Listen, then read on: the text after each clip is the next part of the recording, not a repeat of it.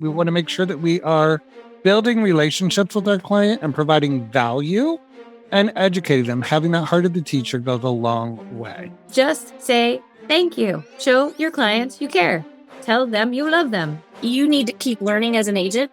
And when you learn something that can help your customer, you want to make sure that you inform them of that. All right, guys, happy podcast. How's everybody doing today? Hey, how are you? I'm good. I was journeying with Stephen for 700 years last week, so it's good to see him again. Mm-hmm. The delights of travel when the middle of the country's, getting lots of weather. But Yeah. It is amazing because we are here to talk about our WOW customer service relaunch. And this is actually part of a package for new hires as well. So we know that we're welcoming lots of new humans into this beautiful insurance space. And so many people start with service as their entry into insurance. And I don't know, I think it's so cool because there's so many things that you can learn from being a good service professional. And I think molding new brains is fun because molding old brains is hard. And so I have an old brain and I can say that. So we're going to have what we're calling the top 10 customer service skills to master in 2025. So first one I have is just personalization. Listening to a lot of recorded phone calls. One of the first things I see with new hires or just in general is we treat people like a policy, not a person. And that really aggravates me because I think people seek out independent agents for the relationship. If they didn't want to be treated like a person, they would go ahead and go to a 1-800 number or go ahead and get their insurance online. So just a quick tip we always say, like, if you can find a place in the management system, document people's kids' names, pets' names, how they started their business, if they work with family, vacation spots, just anything, favorite sports teams. So that way, when people call, it's just a nice little point of reference that makes everybody feel good and warm and fuzzy inside, like talking to a friend, not just, unfortunately making it a transaction. So that is my number one tip. Therese, what do you have as the second one? We have to anticipate their needs. So we don't want to wait on the client to reach out to us if something happens or something changes. We want to be ahead of those changes. If we know that they have a teenager and there's going to be an upcoming teenager, inexperienced driver added to the policy, we want to anticipate those and know how to talk to our clients and what to say and do it ahead of time. We want to be proactive instead of being reactive when the customer's calling in. Amen to that and a half. All right, Stephen, what do you have?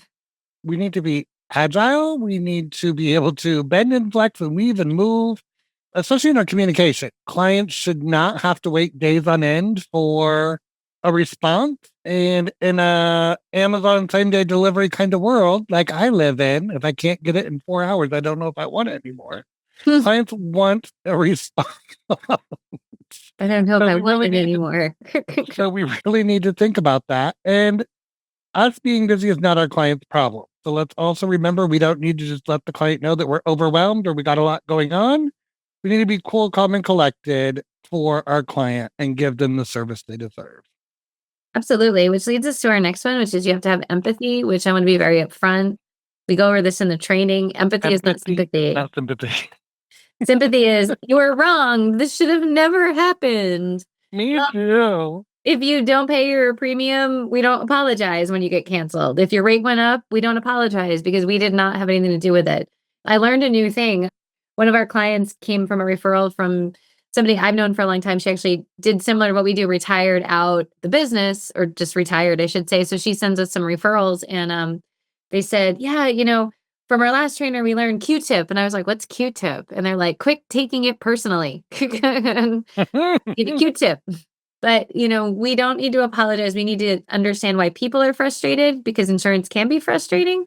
We need to empathize with them that it can be confusing, but we do not say that anything was wrong that happened to them because we are here to be professionals. And at the end of the day, we just need to focus on the solutions, not get caught up in the whole big story left, right, and Q-tip it. Okay, people, Q-tip it. I'm borrowing Q-tips. Therese, what do you have next?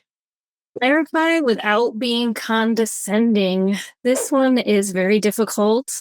Sometimes we use language we shouldn't be using with our customers. They don't understand the language, or we speak down to them. And we've got to make sure that we are educating them and we're not talking down to them. Have you ever had one of those lawyers call in that know everything about law and you're trying to explain to them about insurance, and sometimes they think they know about insurance? You have to put it in their language. Just like a lawyer has to explain things in our language, a CPA has to explain taxes in our language. We also want to explain the insurance in a language our customers are going to understand. We want to empower them and not make them feel ashamed that they don't understand it. So let's empower our clients and not speak down to them. Yeah. Stephen, what do you have next? Technology. In a world with apps and zaps and web forms and everything else, we can sometimes have too much or make it too difficult for the client. So we have to keep it simple. They want quick access. They want to be able to do some things on their own. So we really need to look at some of those digital options, but they have to be intuitive. The client can't have to take a master class to figure out how to use your app or navigate the website or fill out a form. So keep it simple with self-service options, do some of the basics, and get feedback from your clients to make sure that it's being productive for them. That's so true. So I want to say the next one's like near and dear to my heart because people think I smoke crack. Yeah, I mean, they I never do. thought that, but okay. And well, you're too kind, but like, there's a couple things that are in each program that people think I smoke crack on. One of them is zero overdue activities by Friday. Like, we just got a little pushback on that in the last meeting Stephen and I were on. And they're like, but we've never done it, and I'm like, okay. Other The people first have. time it happens, it'll be amazing. The other one is like quoting over the phone. And like, we have agencies that are obsessed and addicted to it. Stephen has one right now that we launched many, many years ago. And it's got the highest closing ratio. But I can't tell you how many personal lines agencies I would walk into and they're like, we can't quote over the phone. I'm like, you can.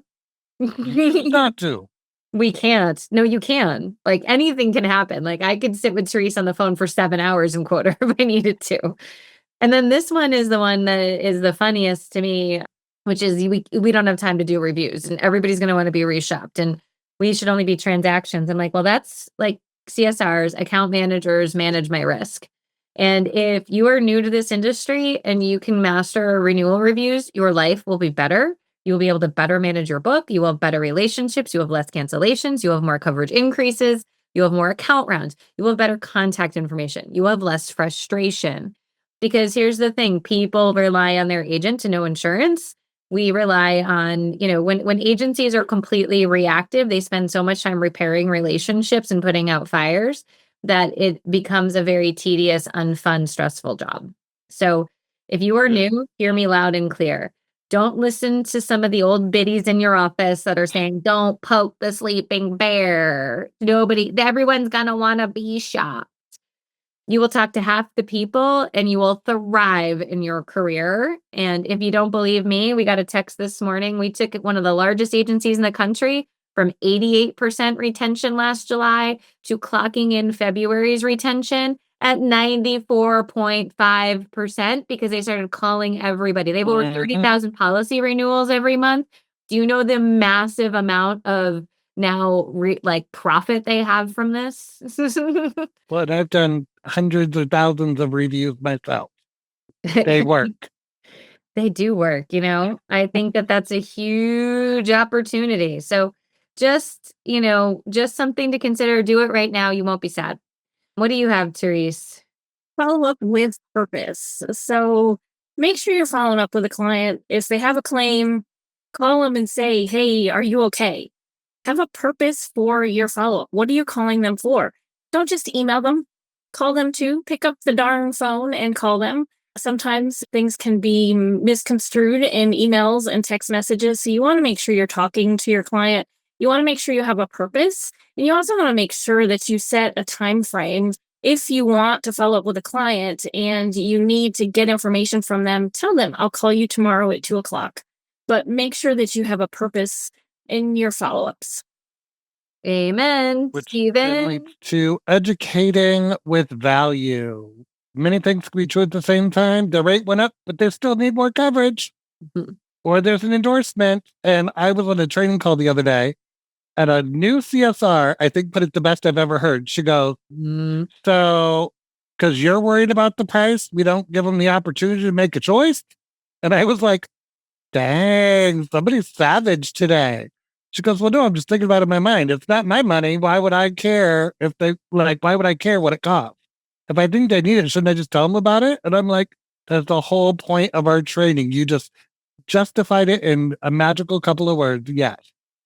I think that also means that we can educate on needs, but also if we come across an article that's relatable and you have commercial clients that might go along with their business, or somebody you talked to previously and you see something that would affect them, send them the message, send them the note, right? We want to make sure that we are building relationships with our client and providing value and educating them. Having that heart of the teacher goes a long way. Amen to that. And I love what your little lady said. I was like, you need a Savage Award today. You got this. So mine is you need to tell clients you appreciate them. There is a real bad vibe going on right now in the insurance. Where, our customers, all they care about is price, and they're an inconvenience, and they're so needy. And I'm like, you know what? They're calling you. They're not calling the competition. Sometimes your hardest jobs are blessings in work clothes, and you have to have the right mindset. But you know what? A great way to get through the day is tell people thank you. You've been a customer for 5 years. Thank you. Or thank you for welcoming me. I'm new to your account. I look forward to working with you. Just say thank you. Show your clients you care. Tell them you love them. Maybe not literally, because that could cause some other icky issues that you don't want, but you get what I'm saying. I just don't think, I think we do so many transactions, we forget about the warm fuzzies. And that's what this course really shows is how do you be a warm fuzzy person and be in insurance at the end of the day. So I think, Therese, you get our bonus. It was 10, but it's really 11 because we like to be extra here at APP. Well, and Stephen kind of alluded to it. So basically, when you need to keep learning as an agent, and when you learn something that can help your customer, you want to make sure that you inform them of that. And a great example is in the state of North Carolina, uninsured and underinsured motorist was taken off of the policy and needed to be put on the umbrella, and vice versa, state law. So when that happened, their umbrella policy went up and they didn't understand why. So we had to call ahead of time and say, hey, this is the change that's happening in the state of North Carolina. This is what you're going to see. Your policy is changing by this, but your umbrella is changing by this. And then they reversed it a year later and it went backwards. So we had to re-explain it. But when you learn stuff like that, that's relevant to your customers' policies, make sure you educate them about that. And if it's something that can increase or improve their policies, educate them on that and make sure you get them that coverage. Well, and I do want to say one thing too. I think that we train people so much on the transaction, the carrier website, how to quote. We forget how to sell, how to handle an upset customer. And for your team to hit its potential and wow customers and put rocket fuel into growth, you need to do both. And I understand there's no time for training. I get it. By the way, people on my own team feel like there's no time for training. Do you know what we do? We say you have to train for 1 hour a month. And we have different topics. Sometimes we do it together. Sometimes it's individual. But you have to indicate that and put it as part of your strategy so that training's not like, I have to go to a training. Nah. I have to get better at my job. And then, one of the questions Stephen and I asked when we go into agencies is there anything you could choose training for? And Stephen, I'm just curious of your answer to this. I swear 99% of people are like, no, I'm good. Let me tell you something. If my company hired a consultant to come in, I would lie through my teeth. I would find something. I would have been like, you know what? I would love to get better at sales. I tend to try to plant some seeds at that point. I'm like, so there's nothing. And you're great at flood insurance, even though you're in Iowa. You're good.